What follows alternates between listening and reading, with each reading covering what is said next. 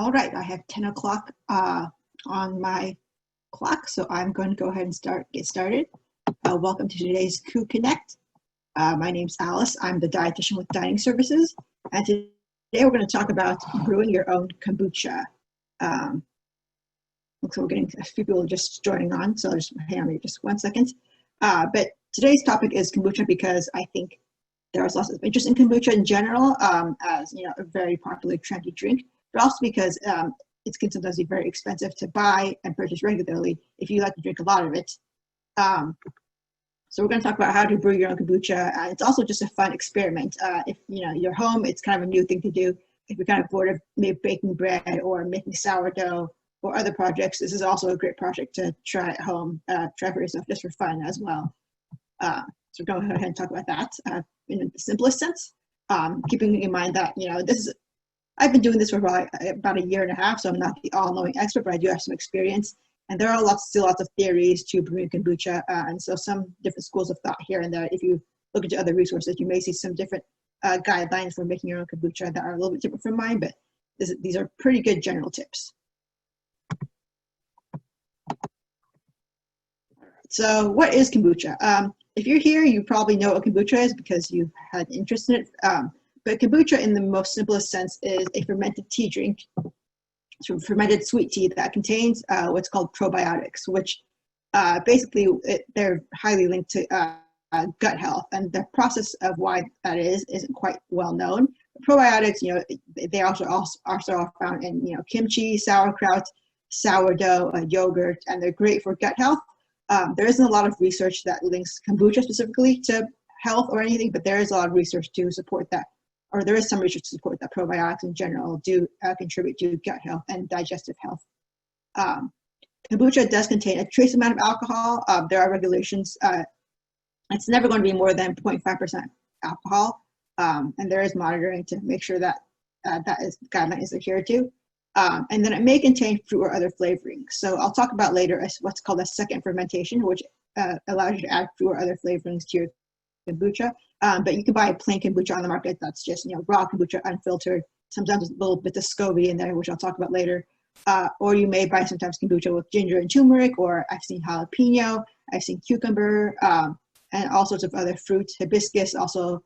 And you can play around with that a little bit when you make your own kombucha, which is kind of fun. Equipment. It doesn't take a whole lot of equipment to brew kombucha. I did a session on canning a couple of weeks ago, and that takes some investment sometimes to get a bunch of supplies for canning.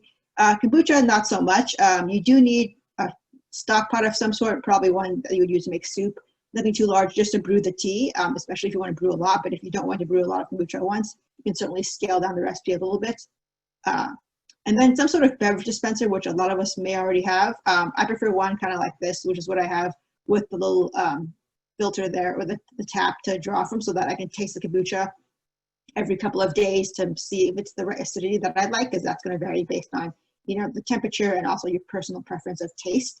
If you don't have one with a tap like this, that's fine. You can use some sort of glass mason jar. Stainless steel is fine. Wood is fine if you have kind of those big wood things that they use to make beer.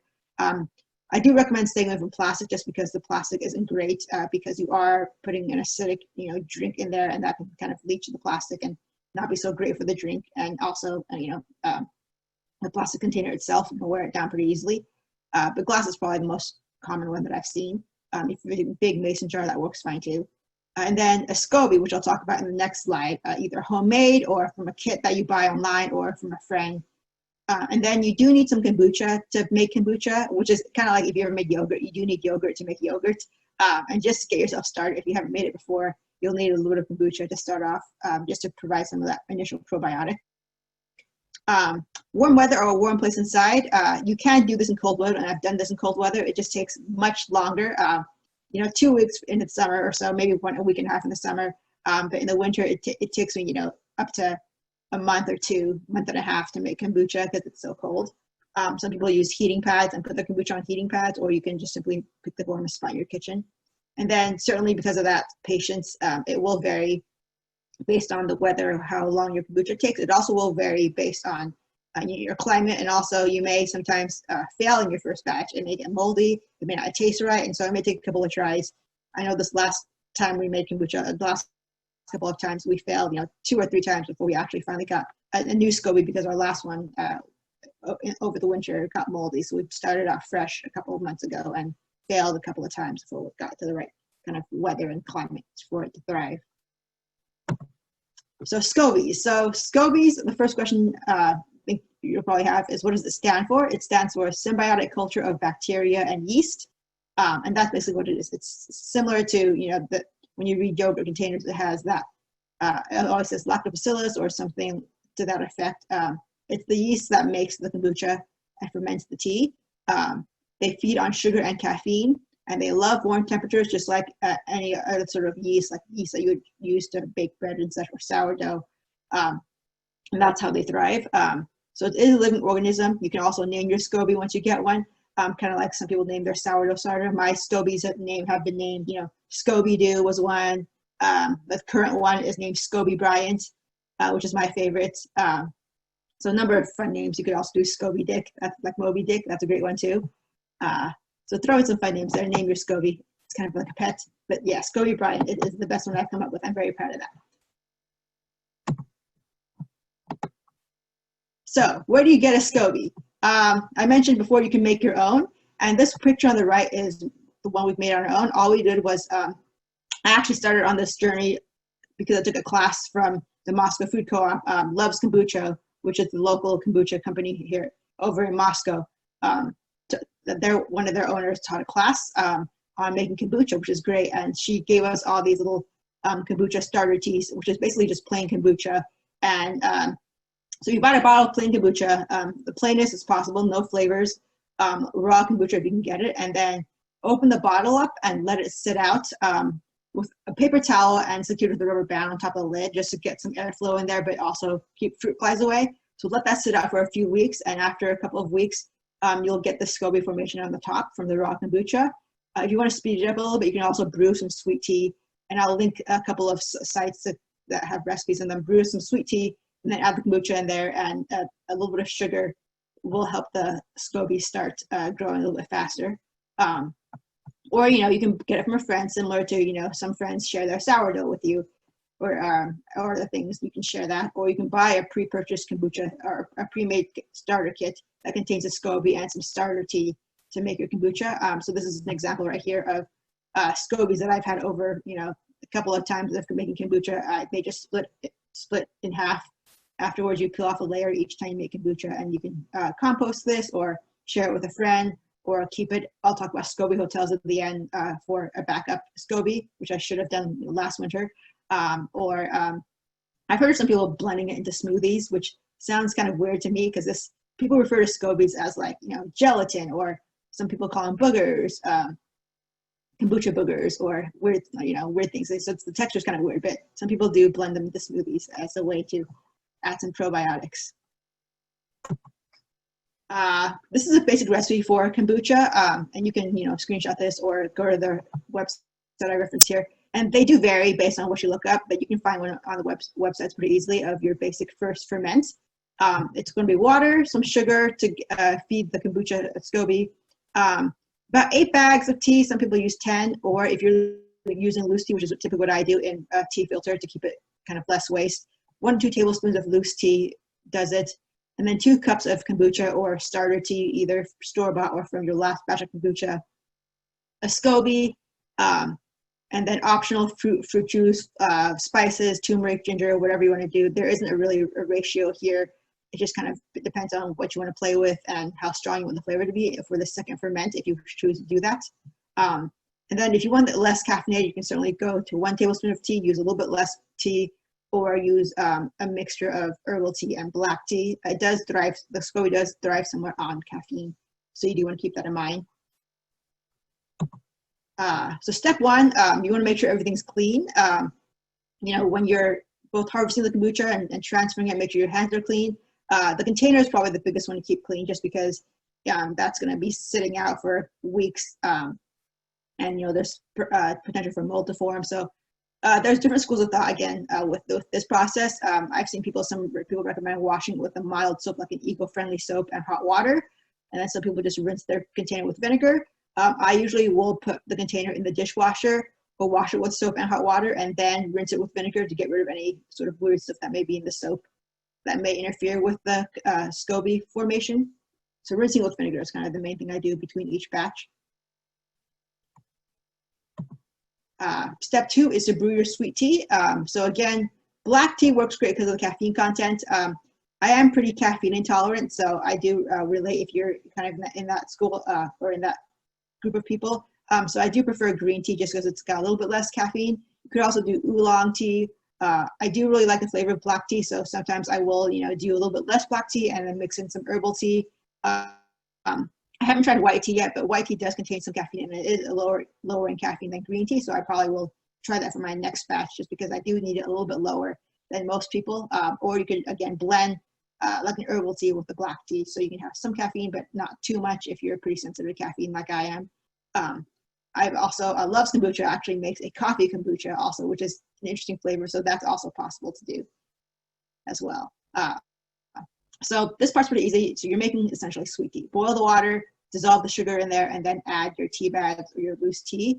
And then let that sit and brew. I usually do like an hour or so, and then allow it to cool completely before you mix in your SCOBY, because the SCOBY will, again, kind of like yeast or sourdough, if it's too hot, it's going to kill the yeast, right? So you don't want that to happen. So I do sometimes will do, instead of adding all 3.5 quarts of water, I'll add just, 3 quarts, and then let that brew in the hot water, 3 quarts of hot water, and then add the rest as cold water, so it does cool a little bit quicker than if I were to just do all hot water, because you really just need enough to cover the tea to brew it.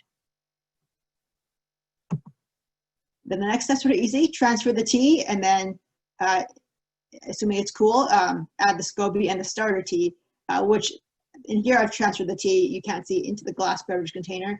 It does help to do this from a stock pot to the glass container. I do it over the sink, and I just pour it very slowly. I usually transfer the tea first and then add this starter tea on top and then the SCOBY at the very end. And this is from my very first batch of kombucha, like a year and a half ago. So the SCOBY you can see is the original SCOBY that I made from the kombucha tea that I got. And so it's very small now at this point. And then the next part is the patience part. So you cover it. I recommend if the easiest way is to probably get a paper towel and then secure it with a rubber band, or you can use a dish towel like this. And then, or I've also done the beeswax wrapper. Some of you may have that if you're doing, less plastic, those bees wraps here. Basically, you want something that's somewhat breathable because it is an aerobic fermentation. So you don't want to, close the lid on the beverage container. And we've just, for these, removed the lid completely. I don't even know where they are because we never use them other than for making kombucha. So you want some air to go in there, but you don't want, air holes, because really the point of covering it is to prevent fruit flies from getting into there. You don't want that. So some coverage, but a little bit, so a breathable cover is basically what I'm saying here. And then after 1 week, you'll see the SCOBY start to form. This is like batches later, or weeks later, you'll see the SCOBY will grow to fit the size of the container. This one over here, I probably let go too many times without peeling off the layer, so it looks like a thick, big SCOBY. So after about 1 week, you do want to taste it every 2 or 3 days to make sure that it's not going too far. Sometimes it'll brew a lot faster when it's hot. I've had kombucha be done, after a week period because it's so hot. So you do want to taste it, especially when warm weather, every couple of days, to make sure you're not, it's not past where you want it to be as far as acidity goes. And then I do want to add, normal SCOBY development will vary, but you really want the SCOBY to expand to fit the container. It may sink or it may rise to the top. It may be colored, it may be not. It really depends sometimes on the type of tea you're using. This is I think this is a 1 part black tea, and then I think the other part was herbal tea, so it is a little bit lighter because it wasn't all black tea. So if you use all black tea, it will be very dark. There will be bubbling, there'll be white dots, there'll be yeast. That's all healthy and normal. What you really don't want is, however, mold. You'll see on the left, I pulled this from an article from this website called Kombucha, great kind of resource if you want more information. There's nothing that's really normal for a SCOBY, like a one size fits all, because it's going to vary. But bubbling is fine, white dots is fine again, yeast. Even this looked a little odd to me from their photo, but this is growing under the SCOBY. So if it were mold, it would be growing on top of the SCOBY here because mold thrives on air, and so it wouldn't be buried underneath growing. So it would be exposed to the air. It would be fuzzy. It would develop in spots like this. That's moldy SCOBY. This, however, is growing under the SCOBY, so it was actually yeast. So you will get various kinds of different things, and really you're really looking to avoid mold. It's a big thing. Anything fuzzy is a big thing to look out for. If that happens, you want to throw everything out. You want to clean everything again and start over just to be safe. So if you are getting mold, which we did get consistently for our when we started doing this again in March, we got mold for a couple of times we did it. And I think part of it was because the temperature was inconsistent, because it was still pretty cold. And you want, ideally, your SCOBY to be at about 70 degrees pretty consistently. So putting it in a nice warm spot, not too directly in the sun, but still warm. You may have uncovered your brewing vessel and left it out in the open. That may have been an issue. If you got mold, it also may have been from your kombucha being near garbage or being near fruit, which may have attracted some mold.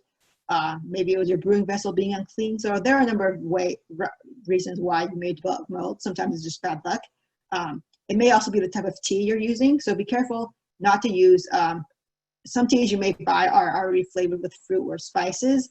You want kind of the simplest sense, a pure black tea or just a pure white tea, no added fruit bits or things like that. Sometimes you see those kind of fancier teas that have bits of fruit in them. You want it pretty plain. Plain black tea, sometimes maybe with a little couple of spices, cinnamon or such is fine, but definitely no little bits of fruit. If it's too slowly, it's again going to be the temperature. In the wintertime, it will take a long time, so just be patient. If you let it go past its prime, if it's too acidic, at that point you can dilute it with water, or you can use it as, or even fruit juice, or you can use it as starter tea for the next batch, or as vinegar, depending on how much you have and how much you want to use that. But diluting it's a great way to save it, or using fruit juice to prevent it from getting that, or prevent it from being too acidic when you drink it. The next step after you've determined your kombucha is good, you can remove the tea from the dispenser and refrigerate it. Or the optional step is step 6, which I'll show later. And then you'll basically start over from there. You want to clean the container again, brew a new batch of tea, make sure everything's clean when you're removing the SCOBY, especially your hands. You'll want to, at this point, peel off the layer of SCOBY. So this is from the first batch I did with the fresh SCOBY. So you'll see the bottom one is the baby SCOBY, which I put in there initially. And then the top one is the one that formed when I made the kombucha. So this one I composted, or I have it, I think, in my SCOBY hotel, and this one I kept for the next one. And the next layer, you'll see 2 big layers, right? It's called the mother. Something like this. This is actually, I think, a third layer is on here because I didn't remove. You'll want to remove it every couple of batches. You can get away probably every 2 batches not removing it and having a thick SCOBY, but definitely after 3 or 4 batches, peel a layer off. We call this our SCOBY cake. It was pretty fun to see. Just pull it out, a big thick SCOBY thing, and have 3 layers, and then pretty cool. At that point, you can share it with a friend, or compost it again, or blend it in something if you're feeling adventurous. An optional step 6, which I just barely started doing a few months ago, is to do a second ferment and make kombucha soda. And this is where, if you are a little bit bored with just plain black tea or plain green tea, you can be a little bit more adventurous and add fruit or fruit juices or honey or other flavors. Typically, I do about a 3/4 cup of juice or fruit to 3 cups of the raw kombucha. And then I'll bottle it. You can use a bottle like this, or if you have kombucha bottles, like store-bought bottles, like glass bottles, you can use that, that's fine. Or a mason jar like this is fine too. And then let that sit in a cupboard for 2 or 3 days to carbonate. So it's an anaerobic process, and you may need to burp it every day or so. I think 12 is kind of a ambitious goal, but every 24 hours at least, I would say, open the lid just a little bit to let some carbonation out, because otherwise it may explode on you when you finally open it up to drink. So you just open the lid very loosely, very quickly, just to let a little bit of that carbonation out so it doesn't quite explode on you. And then also a way to stop the carbonation and keep it from exploding is to refrigerate it after you think it's done, which is kind of hard to tell because you can't taste it right until after you can't open it until after you refrigerate it. But refrigerate it after 2 or 3 days, and then slow that carbonation down. And be very careful, because depending on what you use, depending on how acidic what you use is to flavor it, it may be very, very fizzy and bubbly. So that's a good way to experiment. This one here is blackberries. You see I chopped the blackberries, or mashed them slightly, about 3/4 cup, and then threw the black tea on top. This is the first day. And then afterwards, this is after 3 days, the blackberries float to the top. And you can either filter that out or leave it in. It depends on your preference. Sometimes the fruit will go to the bottom and stay there, which is fine. You can just drink, from the top. This one is, I used cherry juice from when we canned cherries last year, and we just had the syrup left over. Didn't know what to do with it. It's a good way to reduce waste, just throw it in kombucha. I also have a can of peaches that I opened a couple days ago that I just used the leftover juice to throw in there. You can do, blackberry and ginger, turmeric and ginger, just slice some ginger up, slice some turmeric up, throw it in there. That's a pretty classic combination. Cucumber, melon. Then my next batch, I'm gonna do some mint, which will be good, mint and peach, or maybe basil. We have a lot of basil. Basil and peach will be good too. Plums, I think that's coming up next. We're gonna harvest some plums this weekend. So lots of different ways to be creative. I've also seen, I'll reference a video at the end, people use hops for that, like a beery taste without the alcohol. So there's a number of ways to be super creative. And then lastly, SCOBY Hotels is what we refer to.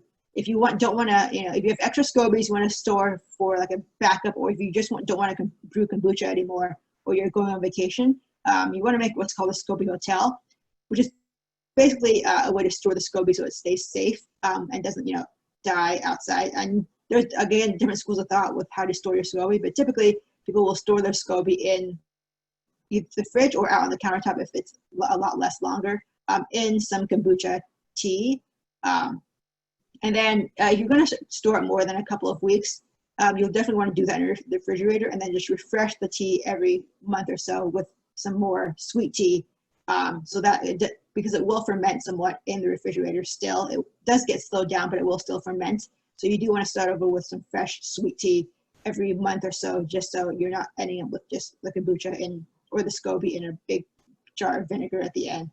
So you want to refresh that every month or so. And it's a great way to store extra SCOBY as a backup in case the one you're using goes moldy, because you will have a spare after a few batches, or just store your kombucha away if you're going on vacation or just want a break. And here's a few lists. Again, there's lots of resources out there for flavorings and ratios. Kombucha Cat and Kombucha are two websites. Also, my recipe that I referenced was from The Kitchen, which is my favorite food website. A website called Cultures for Health is a good one. It talks also about sourdough and other fermentation ways. And then if you're more of a audio visual kind of person, some YouTube videos I recommend are from a channel called Pro Home Cooks, and they have a beginner's guide to fermentation and also a guide to carbonating and flavoring, and that's where they feature a variety of different flavors and talk about burping and other things. So that's also a great video to watch. It's about a 30-minute long video, so kind of long, but a good kind of base class in addition to this class here. And if you want to stick around for a little bit, Dawn's got an announcement about Tuesday's KubeConnect presentation.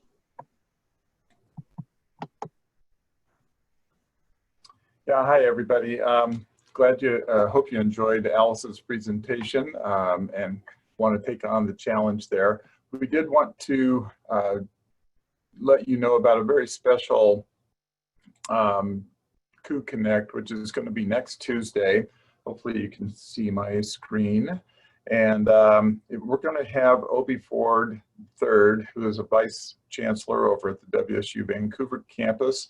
And he's doing a 1-hour presentation from 10 until 11. So same time as usual for the start on KubeConnect. And a very important topic, the time is always ripe, realizing racial equity and justice.